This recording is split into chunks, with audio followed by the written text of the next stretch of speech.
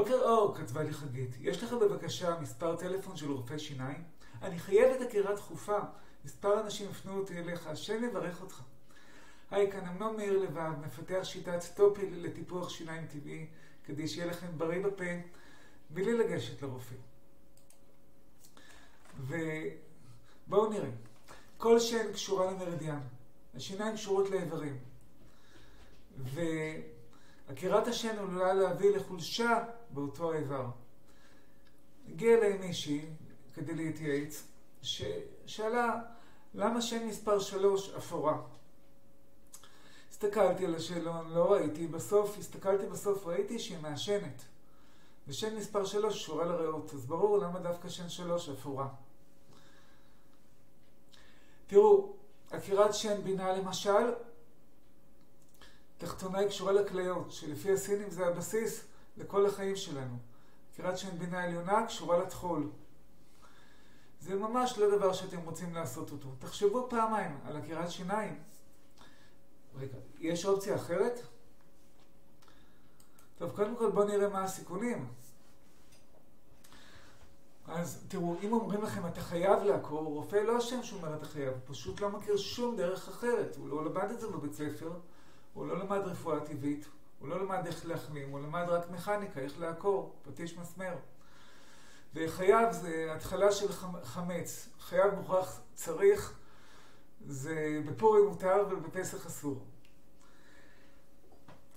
הכירת שיניים היא צעד שהוא לעתים הכרחי, אבל היא לא נטולת סיכונים. סיבוכים נפוצים שקשורים להכירת שיניים כוללים נזק עצבי, דלקת ודימום יתר.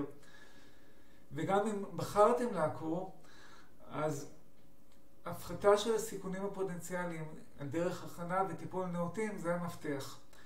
אבל אל תעשו דבר בלתי הפיך לפני שניסיתם את שיטת טופיל, כדי להחלים את השיניים באופן טבעי, וזה די פשוט. בפעם האחרונה תוך 24 שעות הכאב נעלם לי. גם השיניים יכולות להיבנות, כמו כל עצם אחרת בגוף. אז אל תעשו דבר בלתי הפיך לפני שניסיתם את שיטת טופיל. תבינו שגם הכירה זה לא הסוף של הסיפור, זה רק ההתחלה של הסיפור. אמנם לרופאי שיניים לוקח הרבה פחות זמן לעקור מאשר לעשות דברים אחרים.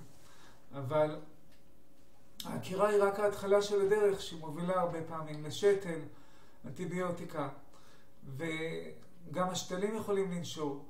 בעצם בור ללא תחתית, שההתחלה שלו זה הכירה, שיהיה דבר שהכי קל והכי זול לרופאי שיניים לעשות, ולכן רופאי שיניים נוטים בדרך כלל להמליץ על הכירה, ולא על דברים אחרים. וגם פרופסור דן אריאלי דיבר על זה בספר לא רציונלי ולא במקרה, שהוא עשה ניסוי והוא הוכיח שרופאי שיניים הם לא אובייקטיביים. אז אני רוצה שתבינו ששיניים יכולות להתחדש. הגוף יודע לבנות את השיניים, הגוף יודע לסתום חורים, וכל סתימה מונעת את התהליך, כל משחת שיניים מכילה חומר שמונע את התהליך, והכל מתחיל בחשיבה שלנו, בידיעה שלנו, ביכולת שלנו לסמוך על עצמנו. אז בראייה הזאת, בואו תבינו מה זה רופא שיניים מומלץ. אז השאלה, האם הייתם נותנים לקבלן את האחריות הבלבדית על תקינות הבית שהוא בונה לכם? בשביל מה יש מפקח בנייה? ואם נתתם לו את האחריות הבלבדית, מה אתם מתפלאים שאחרי זה יש נזילות בקירות? או שהבית יקום? ומה אתם מתפלאים שהעלויות מתנפחות פי 2? אז אתם, את ואתה, רופאי שיניים הכי טובים של עצמכם. אל תעשו דבר בלתי הפיך לפני שהתחלתם בטיפוח שיניים טבעי. וזה מהיר וזה פשוט, גם במצבים שהם חירום. כי המצבים שהם חירום הם מתנה מהקדוש ברוך הוא, וזה הזמן היחיד שבו באטרף של ימינו אנחנו יכולים לעשות משהו למען עצמנו. אז אם כואב לכם ואתם צריכים עזרה ראשונה לטיפול טבעי בכאבי השיניים, הקורס המהיר והאפקטיבי בשבילכם זה קורס עזרה ראשונה. הוא כולל דברים שעבדו לנו להקלת כאב מהירה, לפעמים תוך 24 שעות, הנחיות לבניית סדר יום, רשימת חומרים מומלצים לצחצוח ולשטיפת פה, הנחיות להפעלת מנגנון סתימת החורים הטבעי של הגוף, וטיפים להתנהלות עם ילדים. הקורס כולל גם רשימת רופאי שיניים שבדקנו, לא מומלצים, אלא שבדקנו, ורשימת שאלות שחובה לשאול אותם. רופאי שיניים טבעיים אומנם משתמשים בחומרים שהם לא רעילים, שהם פחות רעילים,